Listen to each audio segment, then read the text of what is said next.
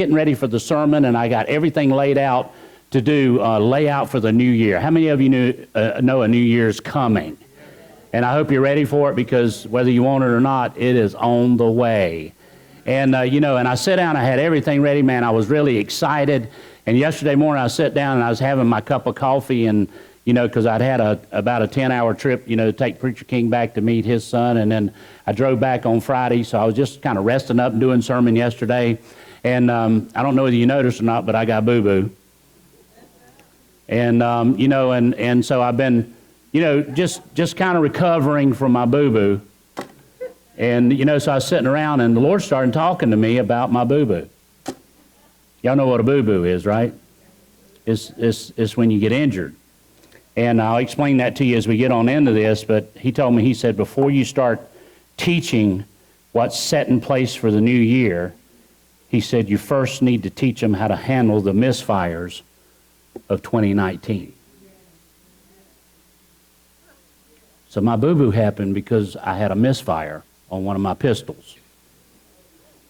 And I did something I should not have done. And how many of you know when I chambered around and I fired one off and the next one didn't go all the way in, and I decided to just redo it, and I re-slid it again and let it slide, and it went in all but about 1/4 of an inch.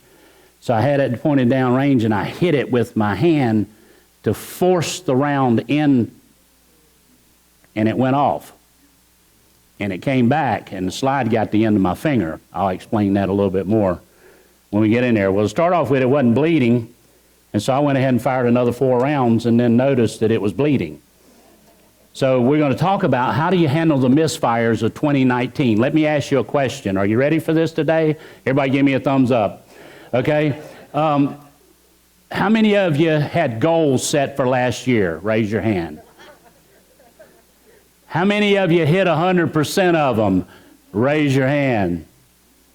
How many of you have some work to do still? Raise your hand. How many of you had some things that you had lofty goals that you had to put your faith out for? Amen. Anybody there? Okay, but how many of you had some really good goals that you thought you could reach and they just didn't happen? Okay, and this is what I want to talk about, because a lot of times we allow the defeats of the year gone by to affect us going into the next year. And I'm a person, I learned a long time ago, if you don't set goals, you never get disappointed. But you also never change. So goals are good. Everybody say it with me. Goals are good, but how do you handle the ones from last year? I mean from this year, but you know what I'm talking about. From 2019, that you really had your faith out there for, and you really thought for sure you were going to attain this thing this year. Anybody know what I'm talking about? And here's the end of the year, and you're looking back going, well, number one, I'm going to point out several things, but let me do this right now. First thing is, you need to not give up. All right, because the year's not over yet. All right, and you know how God is. God is a miraculous God. All right, so keep your faith. That's something that I need to say. And if you will, turn in your Bibles to Philippians chapter 3. We're going to start off in verse 12. I'm going to read this in the Passion Translation, and this is how to finish strong. All right, so Philippians 3 and verse 12 says, I admit that I haven't yet acquired the absolute fullness that I am pursuing. How many of you say amen to that? Man, I want you to know I'm pursuing some things. Anybody else going after some stuff? You're looking for things to change? I mean, this past year, 2019, we had something set in place, and, I look back over the year, we didn't get where we wanted to be by this point at this time, but how many of you know we're a whole lot further than where we were?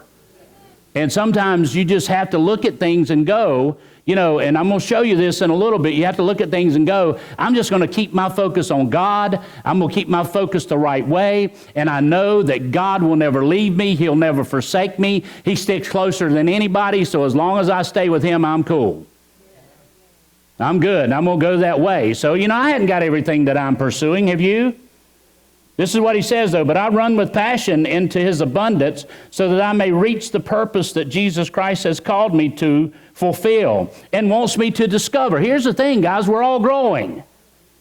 We're growing in God. If you're not growing in God, get up here and let me push you a little bit. Because we all should be growing in God. Anytime you get to the point to where you say, well, I must be got it all, you are totally wrong, number one. And you need to get in the mirror and get some things straight, because God wants us on fire for Him every day of our lives. He wants us growing every day. He wants us doing something every day. I mean, we should be accomplishing something new for God every day. You know, my father-in-law, I love him. All right, he is my spiritual father. He looked at me. He does this every time he comes. He looked at me and he said to me, he said, Rick, you know what would be good right now? Y'all, I didn't care. He's a grown man. He said, a cup of coffee. And I said, the coffee pot's in the other room, dude. Get it.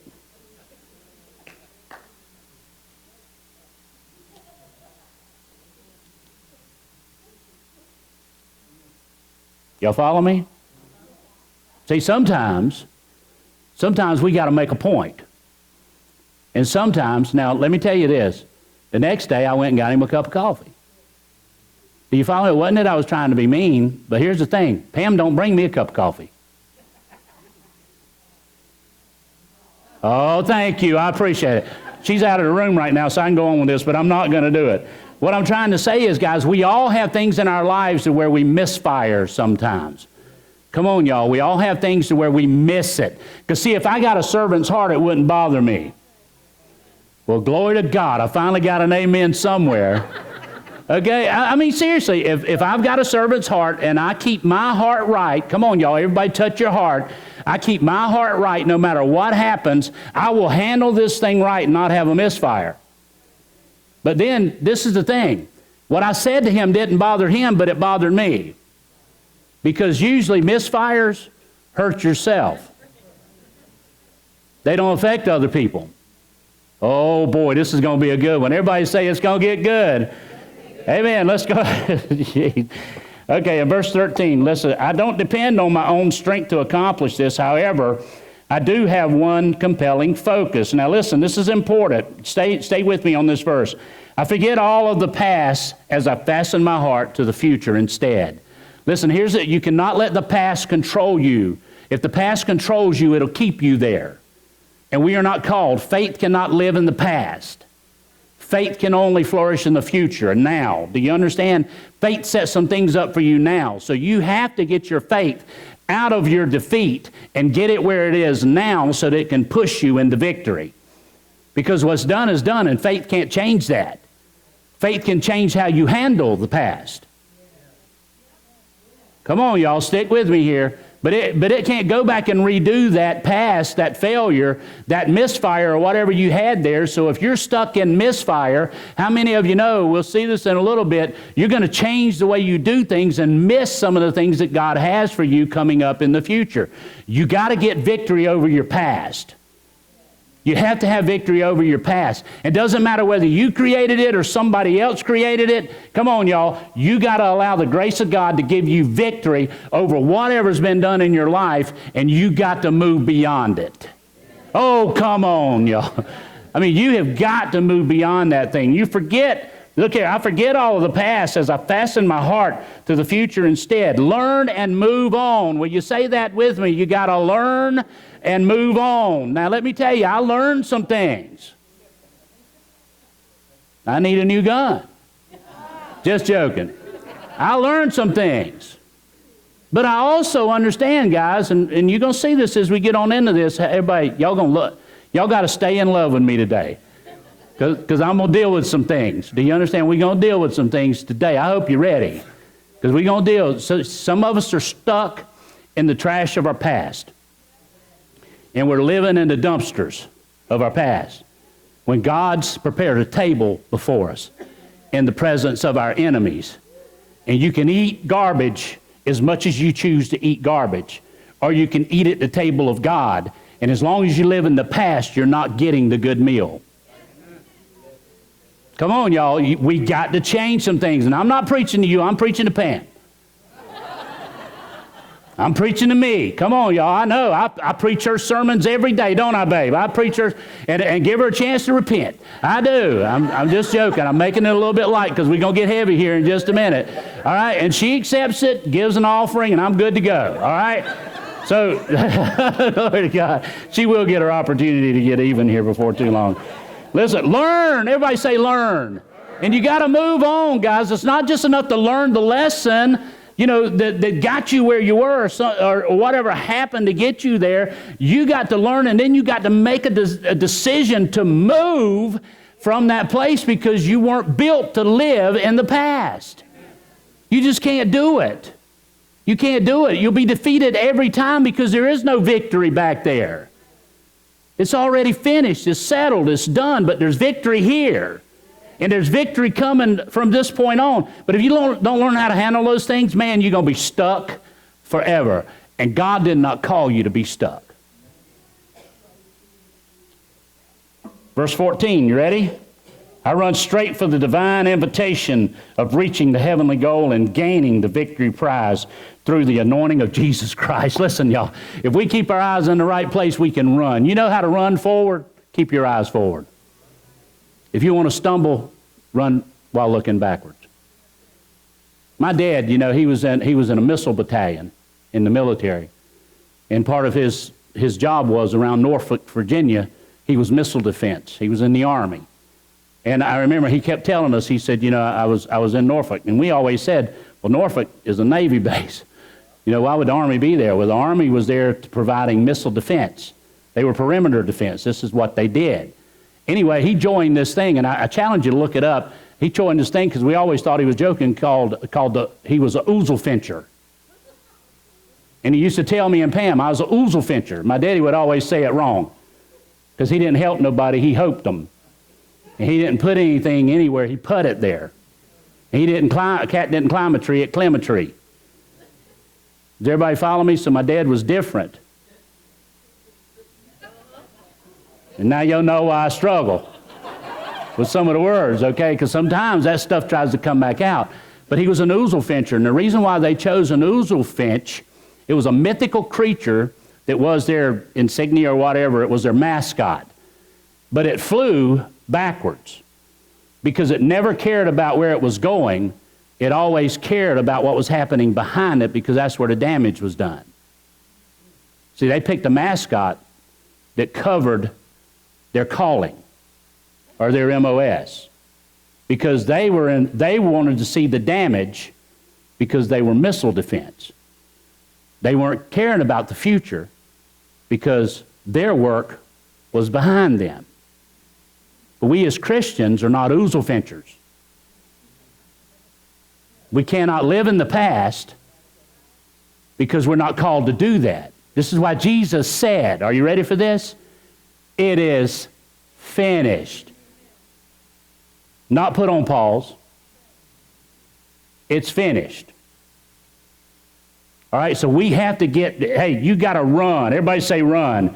Straight for the divine invitation of reaching the heavenly goal. God has set this thing up, guys, where you can have victory. Will you look at the people around you and say, it's time for victory in your life? Come on, I'm going to get you here today. If you fall asleep, I'm going to make everybody stand up. Don't you fall asleep today. It's just time. Listen to what it says. And, let His anointing focus you in the right direction. Quit paying attention to your failures. And start paying attention and focus your faith for victory. I'm going to teach you victory more than anything else. If you come here and you get mad at me, it's going to be because I'm trying to move you from where you were or from where you are into a new place and a new position and the position that Christ has given us. Listen to what it says in verse 15. So that all who are fully mature have the same passion. Everybody say passion. I love that word. And if any one of you is not yet gripped by these desires, God will reveal it to them. And let us all advance together to reach this victory prize, following one path with one passion. I am going to drag you as far in the future as I can. I refuse to leave you in the past. See, this is one of the things with me being a pastor that I struggle with more than anything is I see potential in people when people can't see potential in themselves. It's one of the biggest things that I fight because I know they can do better, but they choose to stay where they are. I know they can have victory. You know why? Because I am a person of victory. God's put me in that position, and I know what God can do. I am a walking miracle. Come on, y'all, I am one. Do you understand? I am one, so I know what God has done and what can be done. But you have to realize it for yourself. And no matter how many times I've tried to drag people across the finish line, they always stay stuck where they are because they won't move their own feet. And you got to move, you got to advance yourself forward. Simple truth here. Are you ready? Everybody has misfires. But how you handle them makes a difference between you moving forward or staying stuck.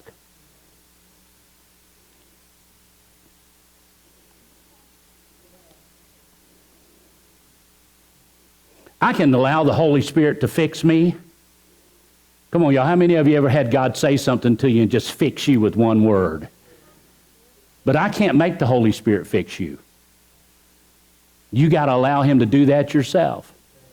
And sometimes we're like this. I listen to Jesse Duplantis, more in the past than I do now. But and it was always amazing to me how he would talk about his failures. He would talk about the things that happened in his life, and I would look at him, and most of my friends I'd tell them about it, and they would look at me and go, "You got a preacher talking like that?" And I said, "Yeah, but the truth is, I relate to it. I wasn't Cajun, but I was Southern, and I had some stupid ideas like that. Before I got saved, y'all allow me to be real here? Okay, before I got saved, we'd ride around drinking in the car. Back then it wasn't illegal to have an open container, but when we went by a church, I would hold it down and tell everybody in the car, hide it from God so he don't see it, like he was pitched on the steeple, like that eye on Lord of the Rings, and he would see my beard in the car when I drove by, so as long as we covered our beards, we were good. Well, that was my understanding of God. How many of you know God sees things totally different than we see things? So I can let the Holy Spirit fix me, and I can allow Him to fix me, but I can't force you into allowing Him to fix you. But you can allow Him to do something different in your life. You have to be invested in your own victory. Will you say that with me? I need to be invested. Come on, y'all. I need to be invested in my own victory. God's provided it. It's up to you to do something with it. I hope you're getting this because it's going to get even deeper.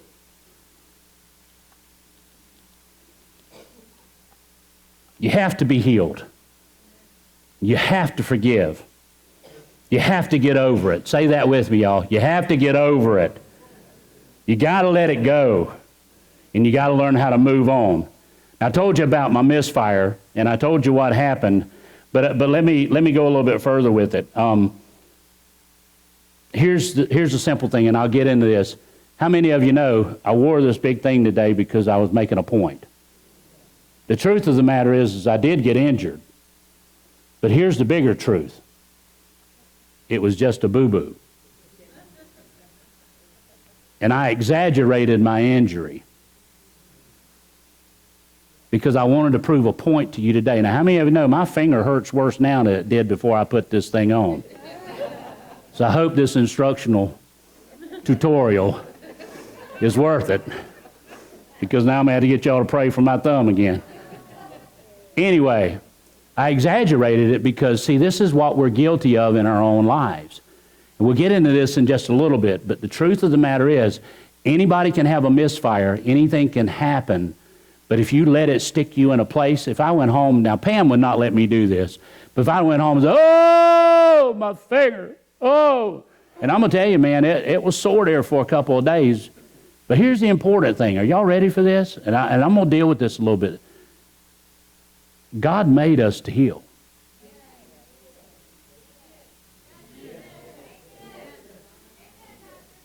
Come on, y'all. God made us to heal.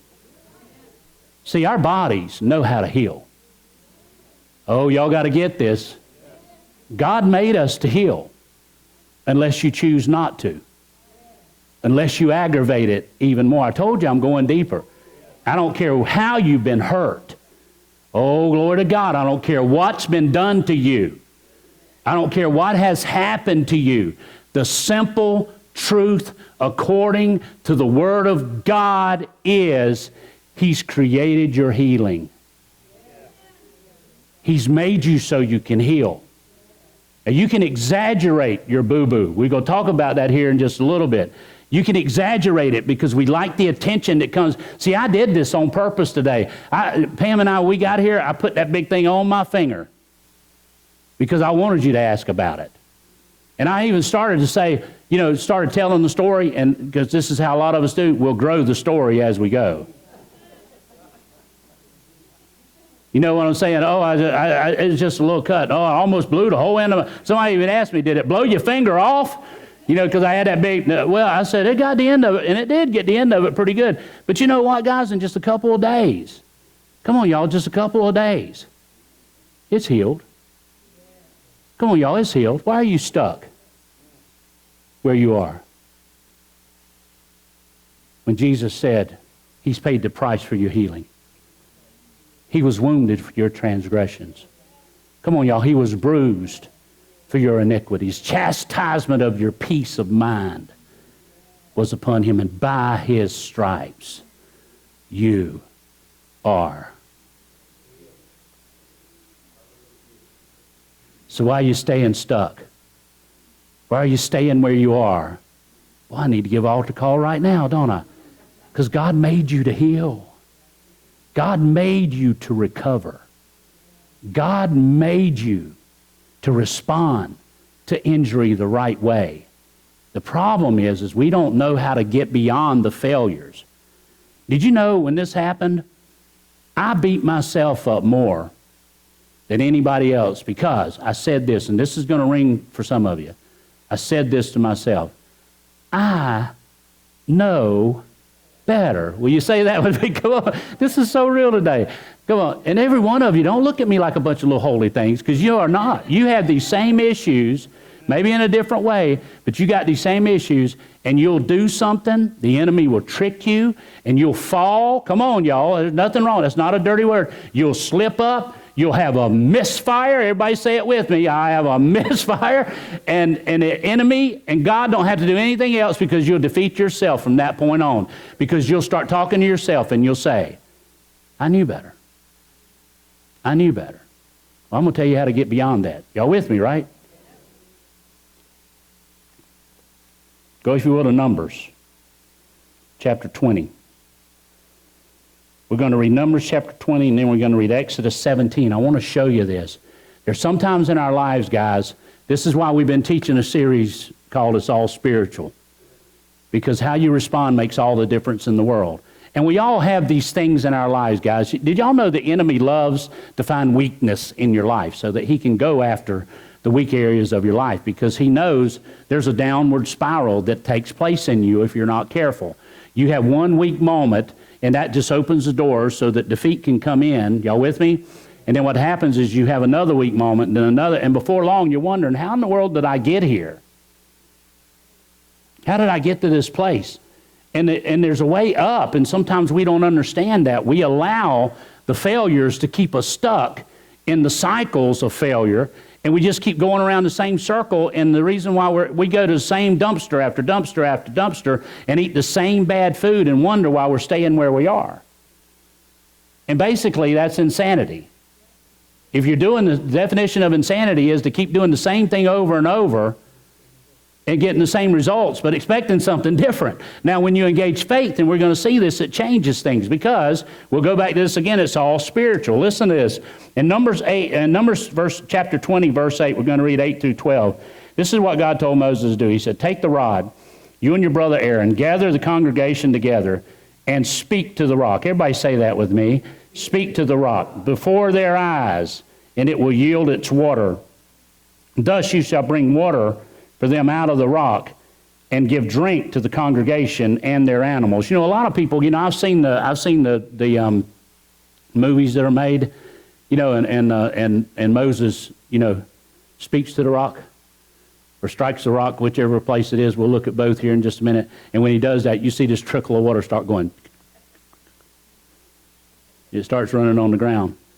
You know, there's no way that a trickle watered, what, 1 million people and their animals. Some estimate 3 million with everybody. A water fountain will not do that. So how many of you know this was a gusher? Does everybody understand? I mean, I'm telling you right now, when God does something, God didn't do it just enough. He does more than enough.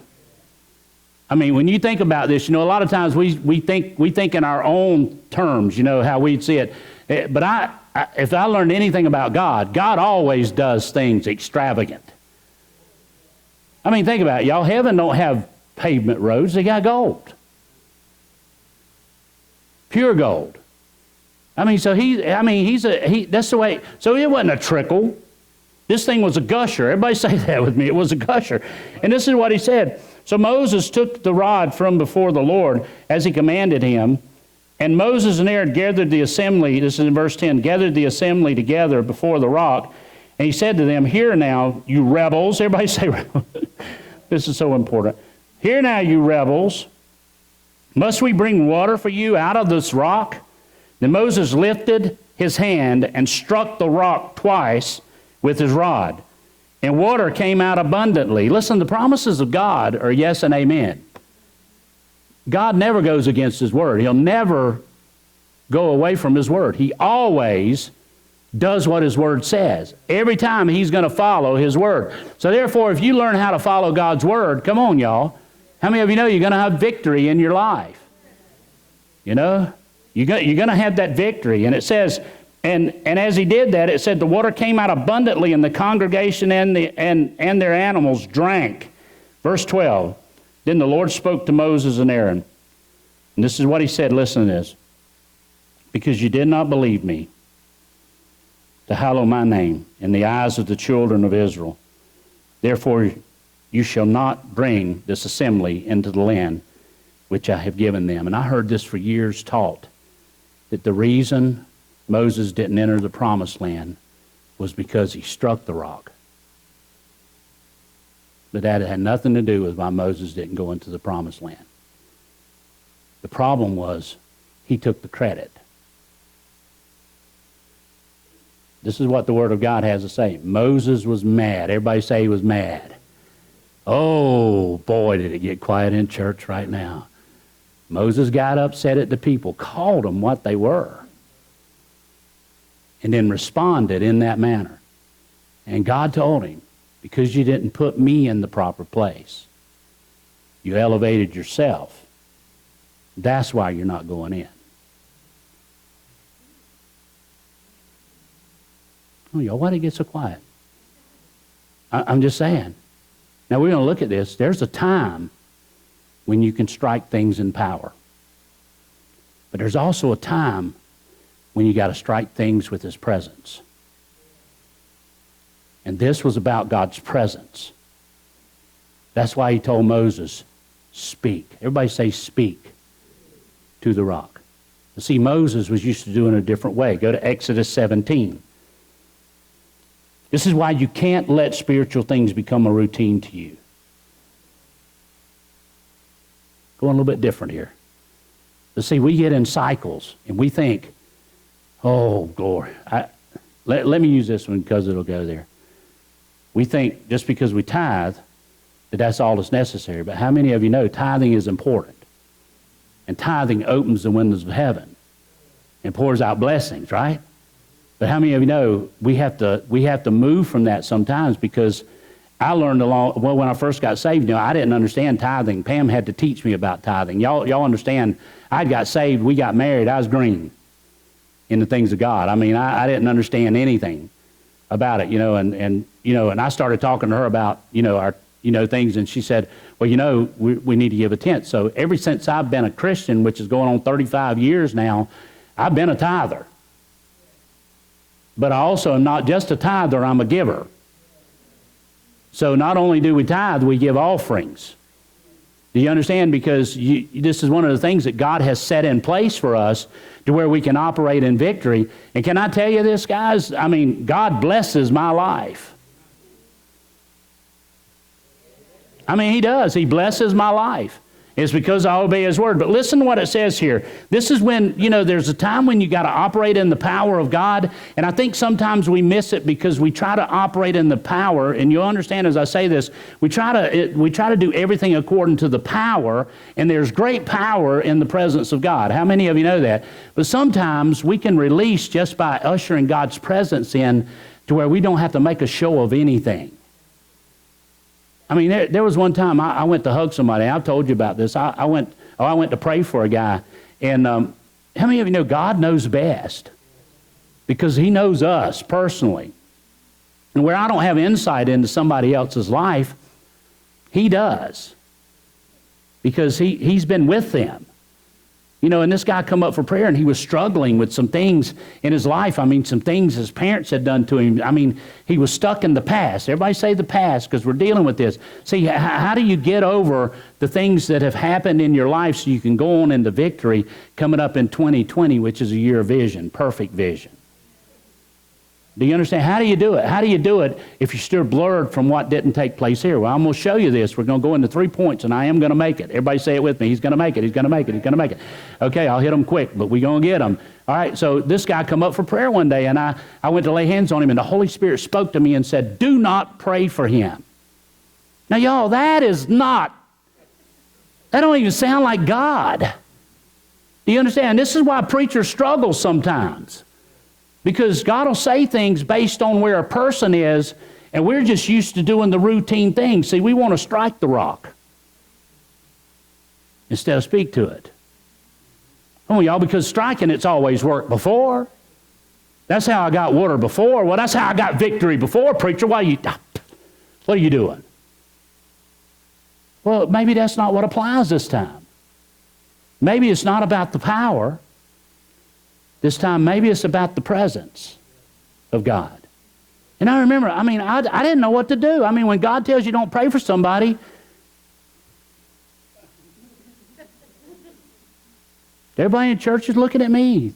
What are you going to do? Preacher done lost it. Shouldn't have had that donut. Done got a sugar buzz and going to sleep or something. And people look at you, And so what do you do, guys, at that point in time? The power is not going to be the victory. Because the power is going to be released through the presence. Come on, y'all. I'm teaching you because you got to learn the difference. You can scream at it all you want. Sometimes screaming don't work. But in His presence is fullness of joy. Come on, y'all. So I just stood still. And then the Holy Spirit said to me, hug him. I'm a man. I don't know this guy, Lord. I don't know this guy. You ever have those arguments with God? So you sure? Hug him. So I grabbed him, man, and I hugged him. You know what he did? He stiffened up like a board. Just stiffened up like, you nutcase, you. I heard you preachers were crazy. And I hugged him with his arms down. So he had no choice. But then he started crying. The presence of God fell on him. See, this time, God knew it wasn't about power. God knew it was about presence. And then I felt his arms come up as much as they could, and he just hugged me around the belly, which I had a bigger belly then, so that was a harder job. But he hugged me back, and he got free. Everybody say amen, he got free. Afterwards, he come up to me, and this is the part that I don't share very much, but I feel led to do it now. And he said, as a child, he said, my dad never told me he loved me.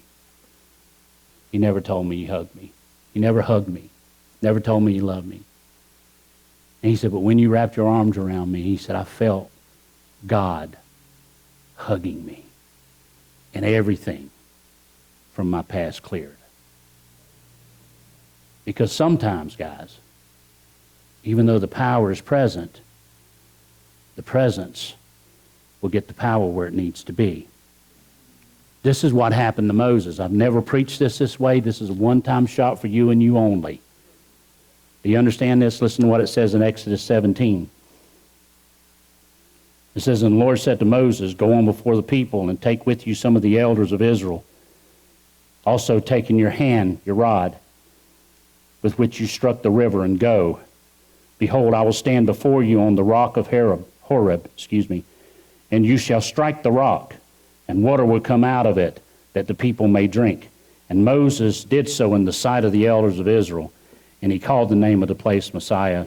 And you see as you go on, you read in there, this is one of those times to where it took the power. You know why? Because that's the position that they were in at that point in time. Power had to break things. But now when you get a little bit further, presence had to settle things. Are y'all with me? So there's a time when we can have power, and there's a time when we just need to let the presence of God take care of issues. Y'all, this is why I try to pray over every situation. I mean, I have situations in church all the time, and people think I should handle them different than the way I handle them. Can I be real for a minute? But I've learned over the years that I have to obey what the presence of God says, because if I just serve out of compassion, I'll miss the freedom that could be placed in somebody else's life. I have to do it out of presence.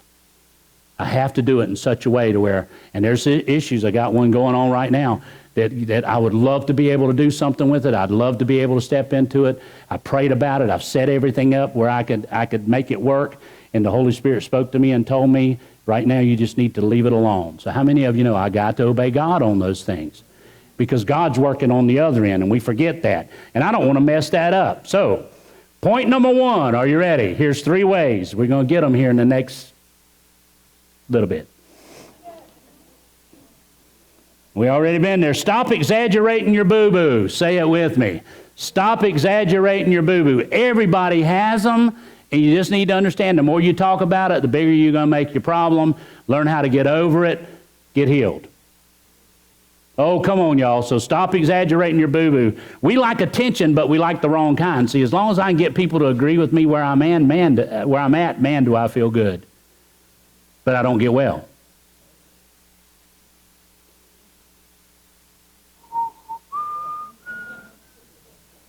I don't get well. 1 Peter 5, 8, and 9. Be sober. Be vigilant. Because your adversary, the devil, walks about like a roaring lion. Didn't say he was one. He ain't got no power. He's already been whipped. Seeking whom he may devour. Verse 9. Resist him. Everybody say that with me. Resist him. Steadfast in the faith. Oh, here we go, y'all. You want to know how to get beyond some of your misfires last year? Resist them. Just get beyond them. You know, I told you, I prayed one time, you know, and told God I was going to do something. I had to go back to God and told him I messed up.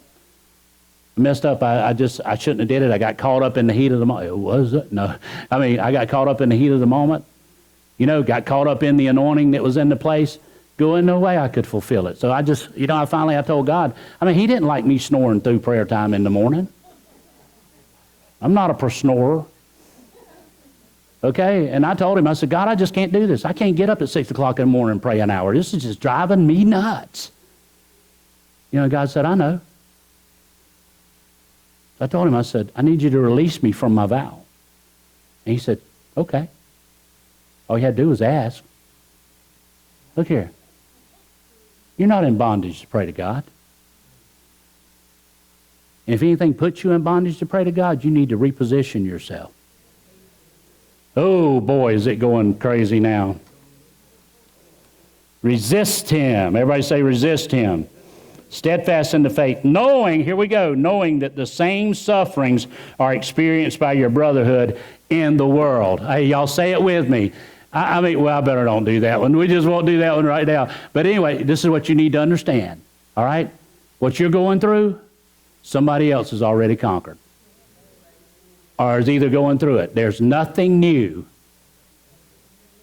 under the sun. You need to understand that. But if you look like it, if you look at it and you say, well, you know, boy, I tell you right now, devil's really whipping my butt. Man, I'm telling you right now, oh boy, I hope 2020 is better than 2019 because I really suffered through 2019, you know, and oh, I got to be careful here. Did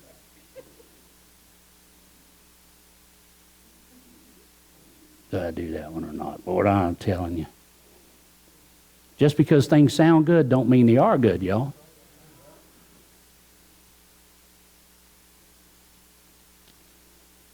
No, I won't do it. Let's look at it in the Passion Translation. Be well balanced and always alert, because your enemy, the devil, roams around incessantly. That means without interruption, like a roaring lion looking for its prey to devour. Take a decisive stand against him and resist his every attack with strong, vigorous faith. For you know that your believing brothers and sisters around the world are experiencing the same kinds of troubles that you endure.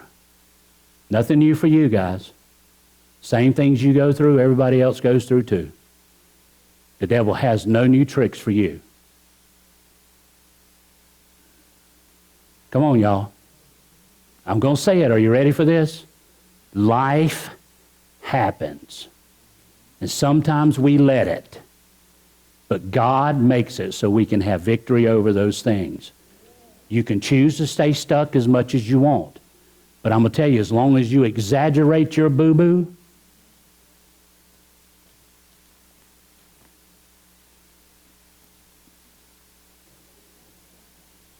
you'll make it the biggest thing in your life.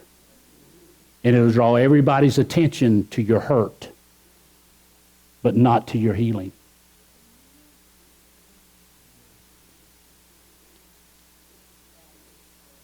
That's powerful. See, and that's where the power of the enemy lies. If he can get you focused and everybody else focused on what's going on, you'll never have what God said you can have, and you'll never have victory. Give me an amen. There's nothing new under the sun. Listen, resist with a strong, vigorous faith. You know, I have people get mad at me because I won't get into their pity party. I won't do it their way. And I'll never do it their way, because I intend to do it God's way. You know why? Because God's way is the way. And your way is not the way. So if I get doing things your way, I'm out of the way of God. So I'm going to do it God's way. So, you know, I encourage your faith. Come on, y'all. I encourage your faith. And the reason why I kick you every now and then is to get you moving the right way. And the reason why I preach a sermon like this is because I don't want you to go into 2020 defeated. I want you to go into 2020 victorious, with victory in your mind and victory in your heart, and not have the same misfires that you had in 2019. I want you moving forward. Amen. Point 2. I got 5 minutes to do 2 points. I can do it. Learn and grow. Everybody say it with me. Learn and grow. Psalm 1. We're going to start off in verse 1. I'm in the Passion Translation today. So, what delight comes to those who follow God's way? They won't walk in the steps with the wicked, or in step with the wicked, nor share the sinner's way, nor be found sitting in the scorner's seat. So see, we are different. Hey, I'll say it. Let's just go ahead and confess it right now before you get to the new year. Are you ready for this? You just weird. And you're supposed to be. Because Jesus never fit in anywhere. Did you know that? He'd go to church and they'd get mad. He'd go to a funeral and they'd get mad because he messed up. Man, morticians didn't stand a chance around him. He just raised the dead. You understand? I mean, Lazarus come out and they had to give the money back. Do you understand? Jesus didn't fit in anywhere. Why do you think you are? Why do you think you should? You're called to be unique. You're called to be different. You're not called to be what everybody else is called to be. You're called to be Christ-like. So quit trying to fit in. I'm not sitting in somebody else's seat. I'm not walking in their way. I'm walking in my shoes, and God's filled them. And God's anointed them with the gospel of peace. Do you understand what I'm saying, guys? I don't care what nobody else says. Well, you know, this is how we're supposed to be doing this thing. I will stab you in the eye with 2 fingers, because I'm telling you right now, we do not need to do it the same old way. We are not called to be that way. Do a Three Stooges thing. Whoop, whoop, whoop, whoop.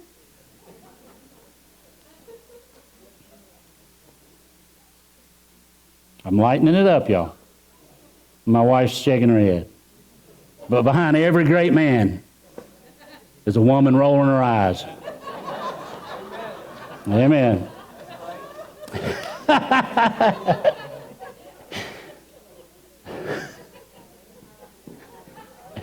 Verse 2. Their pleasure and passion is remaining true to the word of I am, meditating day and night in his true revelation of light. They will be standing firm like a flourishing tree planted by God's design, deeply rooted by the brook of bliss. Listen to this, y'all. This means we're not supposed to be the Christian. We're supposed to be excited, supposed to have a little bit of life. Amen. Bearing fruit in every season of their lives. Listen to this. They are never dry.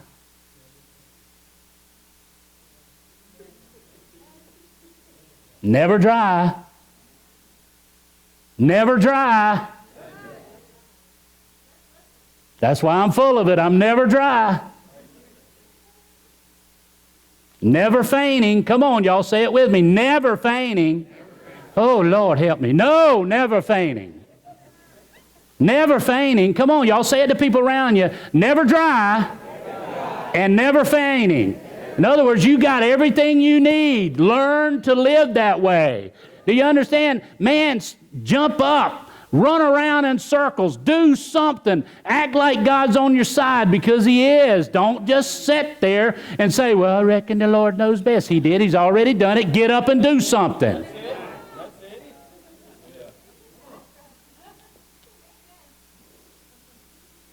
Lester, this does not apply to you. Ever blessed. Come on, y'all. Lester, you know better. Blessed knows better. Listen, y'all, everybody say it with me. Ever blessed. What does that mean, man? You're blessed forever. Do you understand this? I don't walk in one day and say, well, I reckon the blessings of the Lord just ain't here today. How can that be? How can that be? Come on, y'all, I'm getting you somewhere. You know, we go into next week. I'm telling you right now, you should be primed up and full and ready for 2020, because 2020 is going to be a fantastic, a fantabulous year for you. And you need to get ready for this. You need to stop living with the misfires of 2019 and get on into what God says is going to take place. It's time to get over some things. Oh, I got to do this one. Are you ready? Oh, my Lord, I'm fixing to blow some people out of the water because all these preachers preaching prosperity. Here we go. Ever prosperous. Say it with me, y'all. Ever prosperous. Let me get to the last point because I got to finish. I'm getting silly. I'm hungry. All right. Third point. Are you ready? Do it right the next time. If you had a misfire last year, this year determine not to have one. Come on, did y'all hear this? Yeah. This year determine not to have one. You have faith. You got the Holy Spirit inside of you. You got the Word of God leading you. Don't you dare misfire this year. Don't you dare have a misfire. Activate your faith. Come on, y'all. Are you ready? Proverbs 24 and verse 16. You just got to learn to get up. Everybody say it with me. It's time to get up. And you can lay down there, man, as long as you want to lay there. But sometimes you just got to raise yourself out of the situation and leave it behind. Just walk out of that thing. Do you understand? Just walk away from it, because all you're going to do is spend your time right there in that one place, waste all your effort, waste all your ability, waste all your energy right there, and nothing is going to change in that area, because change takes place when you move forward. For a righteous man may fall 7 times and rise again. Everybody say amen to that. Well, you don't understand, preacher. I blew it. Yep, you did. Get up and get over it. Come on, y'all. His grace is sufficient. All right? Get right and go on. Oh, my goodness. Come on, y'all. Get right and go on. Well, you know, I missed it. I blew it. Yep, you did. Everybody saw it. So what? So did God. It's in the papers. It's public. Who cares? Get over it and move on. Get up and move on. Just get back up. Listen to what it says in the Message. Don't interfere with good people's lives. Don't try to get the best of them. No matter how many times you trip them up, God-loyal people don't stay down long. Soon they'll be up on their feet while the wicked end up flat on their faces. Boom! You just got to get up. You got to keep moving. You got to keep going. You can stay stuck if you want to stay stuck. I'm not staying stuck. I'm moving on. Did I have some misfires? Yep. But did it defeat me? Nope. You know why? Because God didn't build us to be defeated. He made us to be victorious. Would you say amen to that? And I am finished. Come on, y'all, give the Lord a hand.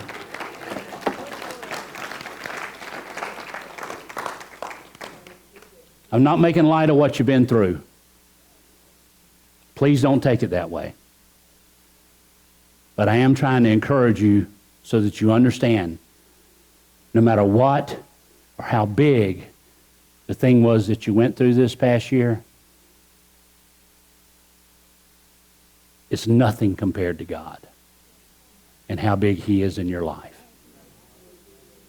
You can live there or you can live in His presence. See, there's a time for power. There's a time for presence.